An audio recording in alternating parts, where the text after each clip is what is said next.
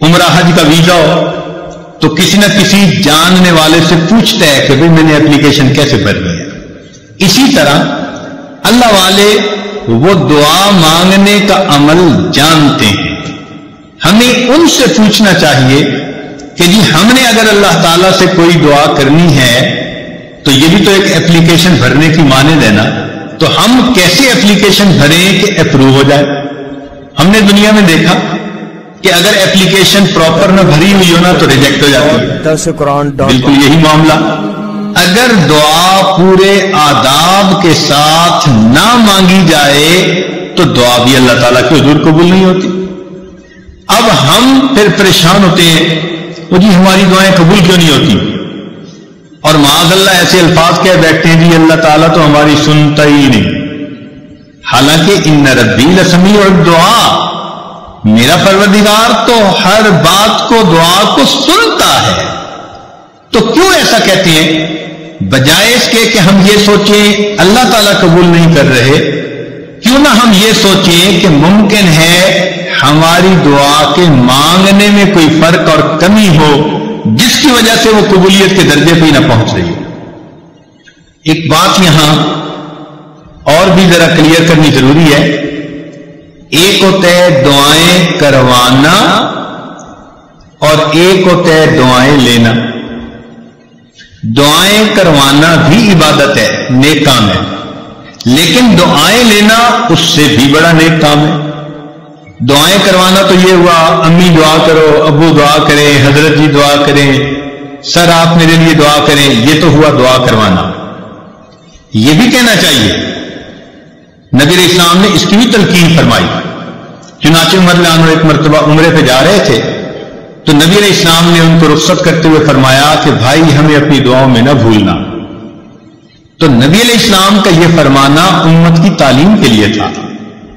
ہم بھی دعاؤں کے لیے کہیں نیک لوگوں کو، بڑوں کو، لیکن اس سے بھی بڑا رتبہ اور درجہ یہ ہے کہ ہم ان کی دعائیں لینے والے بن جائیں. دعائیں لینا کیا ہوتا ہے؟ کہ انسان اتنا اچھا بنے، اتنا نیک بنے کہ اس کو دیکھ کر بے اختیار اس کے ماں باپ، اس کے پیر استاد کے دل سے اس کے لیے دعائیں نکل رہی. تو آج دعائیں کروانے والے بہت ہیں، دعائیں لینے والے بہت تھوڑے. تو کوشش یہ کرنی چاہیے کہ اللہ تعالی ہمیں دعائیں لینے والا بنائے. حدیث پاک میں آتا ہے کہ نبی علیہ السلام کے 3 شاگرد تھے اور تینوں کا نام عبداللہ تھا، اور وہ اتنا خدمت میں پیش رہتے کہ نبی علیہ السلام کا دل خوش ہوتا. آپ تہجد کی نماز میں ان تینوں کا نام لے کر ان کے لیے دعا مانگتے تھے. اس کا نتیجہ کیا نکلا کہ وہ تینوں دنیا کے اندر بہت عزتیں پانے والے بزرگ بنے. چنانچہ ان میں سے عبداللہ ابن عباس لانو امام المفسرین بنے، عبداللہ ابن عمر رضی اللہ تعالیٰ عنہ امام المحدثین بنے، اور عبداللہ ابن مسعود رضی اللہ عنہ امام الفقہاء بنے. اللہ نے تینوں کو ایسا وقت لگا دیا. تو یہ جو ہوتا ہے نا بڑوں کی دعائیں لینا، یہ اللہ رب العزت کی بہت بڑی مہربانی ہوتی ہے. بہرحال ایک بات ذہن میں رکھیے کہ آج ہم جو کوتاہی کرتے ہیں نا دعا مانگنے میں، وہ یہ ہوتی ہے کہ ایک تو ہم جلدی مایوس ہو جاتے ہیں. ہم چاہتے ہیں آج ہم نے دعا مانگی اور بس شام ہونے سے پہلے دعا کی قبولیت سامنے نظر آ جائے. آج کل عورتیں ایسے سمجھتی ہیں کہ جیسے ہم نے خامن کو صبح کام کہا تو شام تک ہونا چاہیے، اگر نہیں ہوا تو شکوہ کریں گی. یہ اللہ تعالیٰ کو بھی اسی طرح ڈیل کرتی ہے کہ جی ہم نے فجر کی نماز میں دعا مانگی تھی اور شام تک دعا قبولی نہیں ہوئی، ادھر بھی شکوے کرنے بیٹھ جاتی ہیں. اللہ تعالیٰ ہے، اس سے مانگنے کا طریقہ ہے. اس کی بارگاہ میں ناز نہیں چلتا، اس کے ہاں نیاز چلتی ہے، عاجزی چلتی ہے. کئی مرتبہ عورتوں کو دیکھا خط میں اپنے حالات لکھتی ہے کہ جی میں نے دعا مانگی قبول نہیں ہوئی، بس میں نے تو دعائیں مانگنی چھوڑ دی. یعنی جیسے خامن سے روٹھ جاتا ہے، یہ خدا کی بندیاں اپنی کم علمی کی وجہ سے اپنے خدا سے بھی روٹھی پھرتی، یہ نہیں دیکھیں گی کہ بھائی دعا مانگنے میں تو کوئی کمی ہوگی نا جس وجہ سے یہ اپلیکیشن ریجیکٹ ہو گئی ہے، اس پہ غور نہیں کریں گی، بلکہ اللہ تعالیٰ جی ہماری تو سنتا ہی نہیں، کیوں نہیں سنتا؟ حدیث پاک میں آتا ہے ہر بندے کی دعا قبول ہوتی ہے، مگر قبولیت کے 3 انداز ہیں، یا تو جیسے مانگی منو ان قبول ہو گئی، یا اللہ تعالیٰ اس کے بدلے کوئی بڑی مصیبت اس بندے سے دور کر دیتے ہیں، یا اس کو نام اعمال میں ذخیرہ کے طور پر لکھوا دیتے ہیں، اور قیامت کے دن اس کو اتنا دیں گے، حدیث پاک میں آتا ہے کہ وہ بندہ دعا مانگے گا، اللہ دنیا میں میری کوئی دعا نہ پوری ہوتی، ہر دعا ذخیرہ بنی ہوتی، اور آج اس دن مجھے اس کا اجر ملتا تو کتنی اچھی بات ہوتی۔ 3 میں سے کسی نہ کسی ایک صورت میں دعا کا بدلہ ضرور ملتا ہے۔ اب اللہ تعالیٰ پابند تو نہیں ہے نا کہ ہم نے مانگی ہے تو اسی کو پورا کر دیں، اللہ تعالیٰ حکمت والے ہیں، وہ دیکھتے ہیں کہ یہ دعا اس کے لیے پورا ہونا بہتر ہے یا برا ہے۔ کئی دفعہ بندہ پیسہ مانگتا ہے اور اللہ تعالیٰ جانتے ہیں کہ اس کو پیسہ مل گیا نا تو یہ اس کو ہضم نہیں کر پائے گا، یہ ایمان سے ہی محروم ہو جائے گا، یہ دین سے ہی محروم ہو جائے گا، تو اللہ تعالیٰ پھر اس کی اس دعا کو اس طرح قبول نہیں کرتے۔ جیسے بچہ انگارہ پکڑنا چاہے تو ماں کتنی محبت کرنے والی ہوتی ہے مگر انگارہ نہیں پکڑنے دیتی، اب بچہ روئے بھی امی میری بات نہیں مانتی، نہیں، بچے کو نہیں پتا کہ وہ اس کے لیے نقصان دہ ہے، ماں کو پتا ہے۔ اسی طرح ہم نے جو مانگا ہمیں کیا پتا وہ ہمارے لیے ٹھیک ہے یا نہیں، اللہ تعالیٰ چونکہ رحیم و کریم ہے اس لیے جو بندے کے لیے بہتر نہیں ہوتا اللہ تعالیٰ وہ نہیں کرتا۔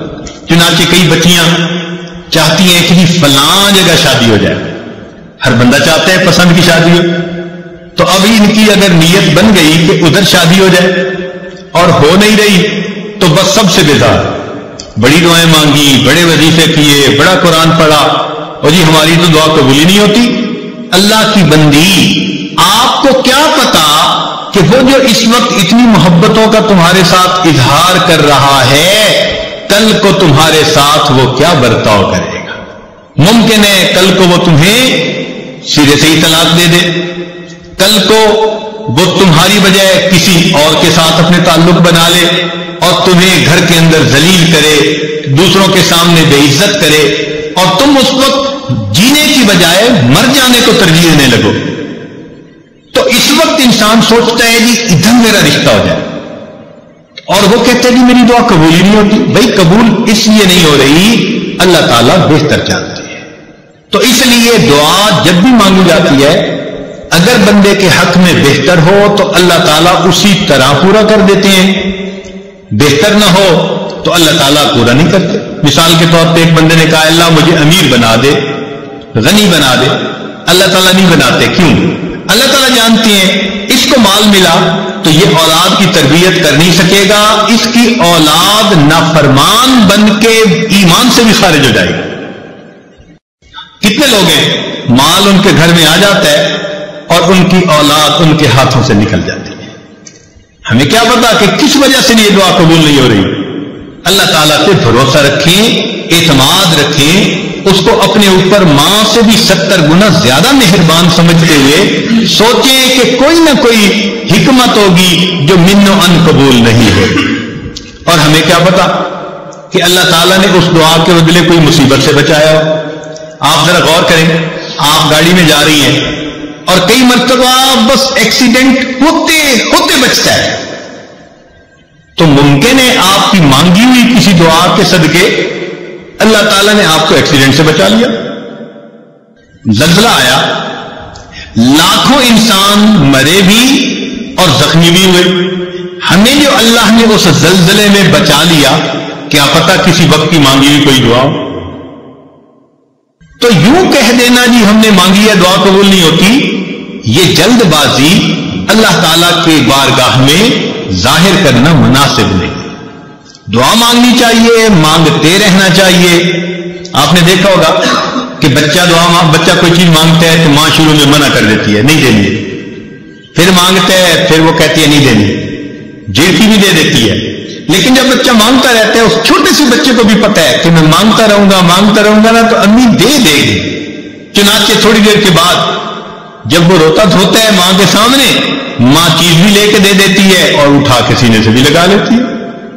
تو اسی طرح دعا مانگنی ہو تو ہم نان سٹاپ بغیر تھکے اللہ سے مانگتے رہیں۔ ہمارا کام ہے مانگنا، مانگنے کے بعد ہم محروم نہیں رہیں گے، کسی نہ کسی صورت اس کا ریٹرن ہمیں ملے گا، یا تو وہ دعا ویسے قبول، یا اس کے بدلے کوئی بیماری جو ہے نا وہ دور کر دی جائے گی۔ کیا پتا کہ آپ دعا مانگتی رہی اور اللہ تعالیٰ نے اس دعا کے بدلے کوئی سکن ڈیزیز ایسی تھی جس سے آپ کو بچا لیا، ورنہ اگر سکن ڈیزیز ہو جاتی اور چہرے پہ داغ دھبے پڑ جاتے تو اتنی محبت کرنے والے خامن صاحب کے بھی رخ بدلے ہوئے ہوتے۔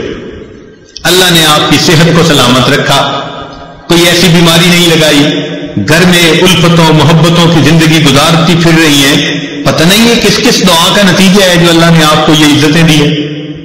تو اس لیے دعا مانگنے میں فوراً توقع رکھنا کہ جی ابھی قبول ہو جائے، یہ بندگی کے آداب کے خلاف ہے۔ جلدی مایوس نہیں ہونا چاہیے۔ اور پھر ایک بات اس میں اور بھی سمجھ لیں کہ کچھ لوگ دعائیں مانگتے ہیں اور کچھ لوگ دعائیں پڑھتے ہیں۔ دعا پڑھنے سے دعا قبول نہیں ہوتی، دعا مانگنے سے دعا قبول ہوتی ہے۔ کیا فرق ہے دونوں میں؟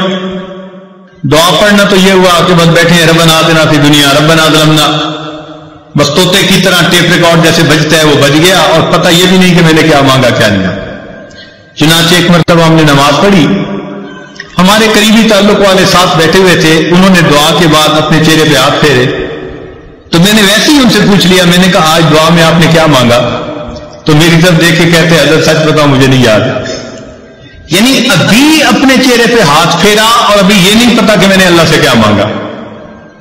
اتنی غفلت بھری دعا، تو اس کو کہتے ہیں دعائیں پڑھنا۔ تو دعائیں پڑھنے سے دعائیں قبول نہیں ہوتی، دعائیں مانگنے سے دعائیں۔ دیکھیے جس فقیر نے آپ سے 1 روپیہ مانگنا ہوتا ہے، وہ کپڑے بھی بڑے پھٹے پرانے پہن کے آتا ہے، وہ شکل بھی فقیروں والی بنا کے آتا ہے، اس کے بعد الفاظ بھی بڑے چن چن کے وہ بولتا ہے جو دوسرے کے دل کو ٹچ کرنے والے ہوں، آواز بھی بھرائی ہوئی ہوتی ہے، ہاتھ بھی کانپ رہے ہوتے ہیں۔ اب دیکھیے جس نے 1 روپیہ مانگنا ہے وہ اتنا کچھ کر کے آپ کے دل کو اپنی طرف متوجہ کرتا ہے، تو جس بندے نے اللہ سے اللہ کو مانگنا ہو پھر اس کو کتنی عاجزی اور فریاد سے اللہ سے مانگنا چاہیے۔ آج تو ہم دعا ایسے مانگتے ہیں جیسے اپنے ورکرز کو کام ذمہ لگا رہے ہو۔ مثال کے طور پہ عورت دعا مانگے گی، اللہ میری بیٹی کا اچھا رشتہ آ جائے، میرے بیٹے کو نوکری مل جائے، میرا خاوند میرے سامنے اتنا اچھا ہو کہ میرے اشاروں پہ ناچنے لگ جائے، اے اللہ فلاں فلاں ہمارے جو حاسدین ہیں ان کا تو بالکل گھر ہی اجڑ جائے۔ یعنی ہم ایسے دعا مانگ رہے ہوتے ہیں جیسے کسی ماتحت کو کام ذمہ لگا رہے ہوتے ہیں۔ دعا مانگنا اور چیز ہے اور ماتحت کے ذمہ کام لگانا وہ اور چیز ہے۔ اللہ تعالیٰ ہے۔ اس انداز میں دعائیں مانگنا، یہ ہو جائے یہ ہو جائے یہ ہو جائے، جیسے سیٹھ صاحب بیٹھے ہوئے اپنے ورکرز کو کام اسائنمنٹ دے رہے ہیں، تو اللہ تعالیٰ کو دعا میں اسائنمنٹ نہ دیا کریں۔ اللہ تعالیٰ کے سامنے عاجزی اور زاری کا اظہار کر کے، بندگی کا اظہار کر کے، اللہ کی عظمت کو مان کے اللہ سے دعا کیا کریں، سوال کیا کریں۔ تو جب ہم اس طرح سے مانگیں گے تو دعائیں جلدی قبول ہوں گی۔ ہم الزام ان کو دیتے تھے، قصور اپنا نکل آیا، ہم شکوہ لیے پھرتے ہیں جی ہماری سنتا ہی نہیں، حالانکہ دعا مانگنے میں کتنی کوتاہیاں ہم خود کر لیتے ہیں۔ چنانچہ حجاج بن یوسف کے بارے میں آتا ہے کہ طواف کر رہا تھا اور ایک نابینا وہاں بیٹھا دعا مانگ رہا تھا، اے اللہ مجھے بینائی عطا کر دے۔ تو حجاج بن یوسف رکا اور اس نے اس کو ٹھوکر لگائی اور کہا اندھے تجھے پتہ ہے میں کون ہوں؟ اس نے کہا نہیں. اس نے کہا میں حجاج بن یوسف ہوں. اب اس کے بارے میں مشہور تھا کہ یہ بہت ہی زیادہ سخت طبیعت کا بندہ ہے، جو کہہ دیتا ہے نا وہ پورا کر دیتا ہے. چنانچہ اس کا نام سن کے اندھا گھبرا گیا کہ آج میرا کس سے واسطہ پڑ گیا. تو حجاج بن یوسف نے کہا کہ دیکھ میں طواف کر رہا ہوں، اگر میرا طواف مکمل ہونے تک تیری بینائی ٹھیک نہ ہوئی تو میں نے تیرے قتل کا حکم دے دینا. اور اس نے ایک پولیس والا بھی ساتھ کھڑا کر دیا کہ یہ اندھا بھاگنے نہ پائے، اور خود طواف کرنے لگ گیا. اب تو جی اندھے کا حال عجیب، آنسو بھی گر رہے ہیں اور کانپ بھی رہا ہے اور دعا مانگ رہے اللہ پہلے تو بینائی کا سوال تھا، اب تو میری زندگی کا سوال. ایسے تڑپ کی اس نے دعا مانگی. کہتے ہیں کہ حجاج بن یوسف جب واپس آیا اللہ نے اس کی بینائی عطا فرما دی. تو حجاج بن یوسف نے اسے کہا کہ جیسے تم پہلے بیٹھے دعا مانگ رہے تھے نا، ساری عمر بیت اللہ کے سامنے اس طرح بیٹھ کے دعا مانگتے تمہاری دعا قبول نہیں ہو سکتی تھی، کیونکہ یہ زبان سے نکل رہی تھی، دل سے نہیں نکل رہی تھی. اب جب تمہیں اپنی جان کا خوف ہوا، اب تڑپ کے دل سے دعا مانگی، اور دل سے جو بات نکلتی ہے اثر رکھتی ہے، پر نہیں طاقت پرواز مگر رکھتی ہے. تو اس لیے دعا ہمیشہ انسان ایسے مانگے کہ تڑپ کے مانگے، دل سے دعا نکلے. پھر دیکھیں اس کے بعد اللہ رب العزت کی طرف سے کیسے رحمتیں ہوتی ہیں.